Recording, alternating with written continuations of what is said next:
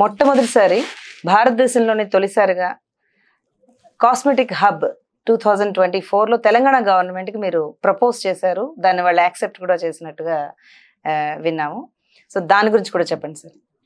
అంటే మొన్న సౌత్ కొరియాలో ఇన్వెస్టర్లు నాతో కోఆర్డినేట్ చేసినప్పుడు వాళ్ళకి చైనాలో పెట్టుబడులు అవన్నీ ఉన్నదాన్ని నేను వాళ్ళకి కన్విన్స్ చేశానికి తెలంగాణకి రండి, ఇక్కడ పెట్టుబడులు మీరు పెట్టుకుంటే India is the best place to invest, ఇండియాలో తెలంగాణ బాగుంటుంది అని చెప్పి దాదాపు చాలా ఎఫర్ట్స్ పెట్టి వాళ్ళని కన్విన్స్ చేసినాక ఆ సౌత్ కొరియన్ డెలిగేషన్ రావడం జరిగింది.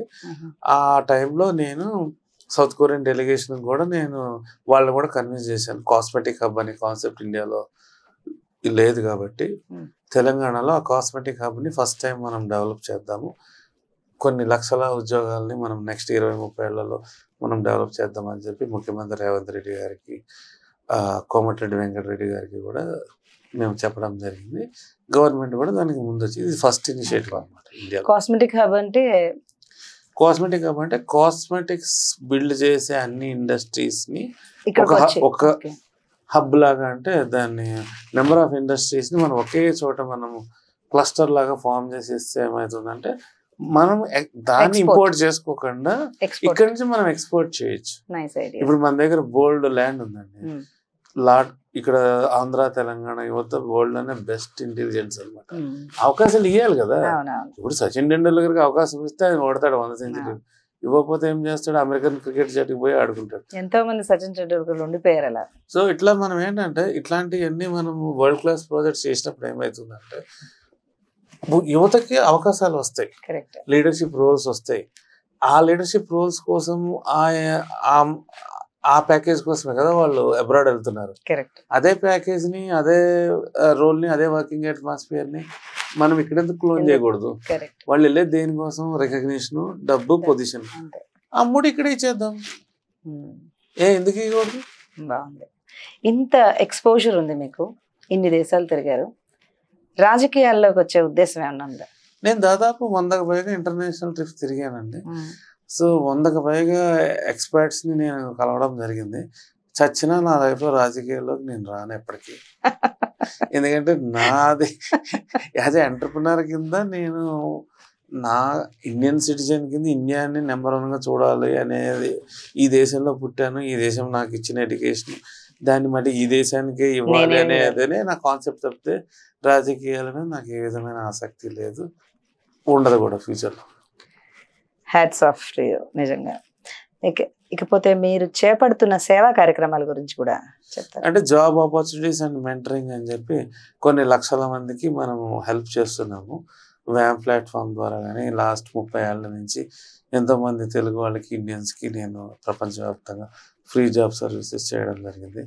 అట్లానే మ్యాట్రిమోనీ కూడా చాలామందికి నేను కొన్ని వేల మందికి మన టీమ్స్ సపోర్ట్ చేస్తాను, ఫ్రీ మ్యారేజ్ ఏమేజ్. అట్లానే ఇంక్యుబేటర్ మెంటరింగ్ హబ్ అనే కాన్సెప్ట్ ద్వారా కూడా నాకున్న 100 కంట్రీస్ నెట్వర్క్స్ నుంచి గ్లోబల్ సిఇఓ నెట్వర్క్ అని చెప్పి 2015లో స్టార్ట్ చేశాను. ఫస్ట్ ప్రపంచంలోనే మొట్టమొదటిది. అట్లానే గ్లోబల్ సిఇఓ ఉమెన్ నెట్వర్క్ అని ఈ మలేషియా నుంచి ఉమెన్ ఎన్ఆర్ఐ వాళ్ళు రిక్వెస్ట్ చేస్తే వాళ్ళ కోసం అది 2018లో స్టార్ట్ చేసిన, అది కూడా ఫస్ట్ ఆఫ్ ఇట్స్ కైండ్ ఇంత. సో ఈ ప్లాట్ఫామ్స్ ద్వారా ఇంక్యుబేటర్ మెంటరింగ్ హబ్ కాన్సెప్ట్ని వాళ్ళ బిజినెస్ స్కేల్ అప్ చేసుకొని ఎక్స్పోర్ట్స్ పెంచుకోవడానికి, ప్రపంచవ్యాప్తంగా వాళ్ళు గ్లోబల్ కంపెనీస్ కింద గ్రూమ్ చేసుకోవడానికి కావాల్సిన ఎక్స్పర్టైజ్ని, మెంటరింగ్ని నేను చేసుకుంటూ వస్తున్నాను. అట్లా కరోనా టైంలో మేము లక్షల మందికి ఫ్రీ ఫుడ్ ఇచ్చినాము, అట్లనే ఫ్రీ మాస్క్స్ ఇచ్చినాము సైక్లోన్స్ వచ్చినప్పుడు. అట్లనే ఇప్పుడు ఎవరైనా స్టూడెంట్స్ అబ్రాడ్ పోతున్నారు, వాళ్ళకి ఎవరు ఏమీ తెలియదు, వాళ్ళందరికీ అక్కడ నాకున్న 100 గంటల నెట్వర్క్ నుంచి కనెక్ట్ చేయడము, వాళ్ళు అక్కడ సెటిల్ అవ్వడానికి కావాల్సింది చేయడము, వాళ్ళకి పాపం అక్కడ పార్ట్ టైం జాబ్స్ కావాల్సి వస్తుంది, అట్లా నా నెట్వర్క్తో మాట్లాడి వాళ్ళ ద్వారా వాళ్ళకి జాబులు ఇప్పించడము, అట్లా కూడా ఇట్లా ఎన్నో సేవలు. అదే కాకుండా లక్షల మంది లీడర్స్ని తయారు చేసే కాన్సెప్ట్లో భాగంగా గత 25 సంవత్సరాల నుంచి ఎన్నో ఇంజనీరింగ్ కాలేజీలు, ఎంబీఏ కాలేజీలు, ఇంక్లూడింగ్ ఎన్ఐటి వరంగల్లో కూడా వెళ్ళి కెరీర్ గైడెన్స్ మీద మెంటరింగ్ చేయడం జరిగింది. అట్లానే తెలంగాణ గవర్నమెంట్ మొత్తానికి కూడా leadership development courses, entrepreneur development courses కూడా చేయడం జరిగింది. Very nice to hear sir. Next ప్రభుత్వాలతో మీ సంబంధాలు, వాటి నుంచి మీకు లభిస్తున్న సహకారం, దాని ద్వారా మిగతా దేశాలతో ఈ వ్యాపార సాంకేతిక విజ్ఞాన సంబంధాలను మన దేశానికి ఏ విధంగా అనువుగా మలుచుకోవచ్చు? ఇప్పుడు ప్రభుత్వాలు ముఖ్యమంత్రులు బాగానే సహకరించారండి. ఇప్పుడు ఏంటంటే ఇన్వెస్టర్స్ సమిట్ డెలిగేషన్ నేను జర్మనీ నుంచి తీసుకొచ్చాను, కువైట్ మినిస్టర్ డెలిగేషన్ తీసుకొచ్చాను, ఇవాంకా ట్రంప్ డెలిగేషన్ తీసుకొచ్చాను, అట్లానే ఒమాన్ కింగ్ డెలిగేషన్ తీసుకొచ్చాను. లాస్ట్ ఇయర్ ఒమాన్ మినిస్టర్ గారిని టీ హబ్కి తీసుకొచ్చాను. అట్లనే దుబాయ్ రాయల్ ఫ్యామిలీ వాళ్ళు కూడా మనము తీసుకురావడం జరిగింది. సో ఇప్పుడు ముఖ్యమంత్రుల లెవెల్లో మనకేం ప్రాబ్లం ఉండదు, కానీ అక్కడి నుంచి ఏదైతే బ్యూరోక్రసీలోకి వెళ్ళి ఇంప్లిమెంటేషన్ స్టేజ్ వస్తుందో అక్కడ ఇమీడియట్ యాక్షన్స్ తీసుకొని దాన్ని క్లోజ్ చేసుకునే దగ్గరే మనము చాలా ఇంప్రూవ్ అవ్వాల్సిన అవసరం ఉంది. ఎందుకంటే ఎన్నో ప్రపోజల్స్ ఇచ్చినా కానీ దాన్ని ప్రాపర్ ఫాలో అప్స్ వాళ్ళు చేయకపోవడం వల్ల కొన్ని వేల కోట్ల ఇన్వెస్ట్మెంట్స్ వేరే దేశాలకు వెళ్ళిపోయాయి. అంటే ఆ ఎకో సిస్టమ్ అనేది ప్రతి గవర్నమెంట్లో ముఖ్యమంత్రి గారి దగ్గర నుంచి ఐఏఎస్లకు వెళ్ళినప్పుడు అక్కడి నుంచి వాళ్ళు కూడా చాలా బిజీ షెడ్యూల్స్లో ఉంటారు. అన్ని హ్యాండిల్ చేయాలంటే, ఎందుకంటే కొన్ని కోట్ల మందికి వాళ్ళే రిప్రజెంటేటివ్స్ కాబట్టి చేయాలన్నా కూడా కష్టమే. దానికి ఏంటంటే ఒక సపరేట్ బాడీని క్రియేట్ చేసుకోవాలన్నమాట. నేను కూడా ఎప్పుడు చెప్పేది అది ప్రతి ముఖ్యమంత్రికి, సార్ దీనికి ఇప్పుడు for example special economic zone, ఇట్లా investment ministry of investment create చేయండి. ఇంకా మినిస్ట్రీ ఆఫ్ ఇన్వెస్ట్మెంట్ మొత్తం అదంతా ఓకే చేసి ఇప్పుడు ఒక ఇన్వెస్టర్ వచ్చాడంటే వన్ స్టాప్ సొల్యూషన్ అది ఉండాలి. ఇంతవరకు మినిస్ట్రీ ఆఫ్ ఇన్వెస్ట్మెంట్ కాన్సెప్ట్ నాకు తెలిసి ప్రపంచంలో ఎక్కడ లేదు. నేను మీ స్టూడియోలో మీ ముందు ప్రపోజ్ చేస్తాను. ఆ మినిస్ట్రీ ఆఫ్ ఇన్వెస్ట్మెంట్ అనే దాన్ని మనం కనుక చేసుకోగలిగితే ఆ పర్టికులర్ ఐఏఎస్ ఓన్లీ ఇన్వెస్ట్మెంట్ సంబంధించి చూస్తాడు.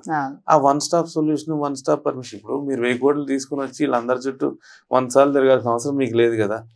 మీరు ఇక్కడ తోపవచ్చు, వాళ్ళు ప్రపంచంలో తోపు. వాళ్ళు వచ్చి 1000 కోట్లు పట్టుకొని వాళ్ళ చుట్టూ ప్రదక్షిణ చేయరు. కాబట్టి ఇప్పుడు ఆ ఒక్క ఇన్వెస్ట్మెంట్ వస్తే ట్యాక్స్లు ఫర్ ఎగ్జాంపుల్ లాజికల్గా మాట్లాడుతున్నాం. ఒక 10,000 కోట్లు ఇన్వెస్ట్మెంట్ వచ్చింది అనుకున్నాం, గవర్నమెంట్కి 1800 కోట్లు జిఎస్టీ కానీ ట్యాక్స్లు కానీ వాళ్ళు రిటర్న్ ఇస్తున్నారు. సో అందులో ఒక 10 కోట్లు పెట్టి ఒక మినిస్ట్రీ సంవత్సరానికి రన్ చేయడం వల్ల వాళ్ళకి వచ్చే నష్టమే ఉంది. మీరు 10 కోట్లు పెట్టినా మేబీ 50,000 కోట్లు కూడా రావచ్చు, ఎవరికి తెలుసు. మినిమంగా నేనేమంటే 100,000 మందిని పెట్టకుండా ఫస్ట్ ఒక 10 మందితో ఒక టీం పెట్టి మినిస్ట్రీ ఆఫ్ ఇన్వెస్ట్మెంట్లో దానికి సంబంధించిన ఆఫీసర్స్, ఫ్రేమ్వర్క్, ఎకో సిస్టమ్ మీరు డెవలప్ చేయండి.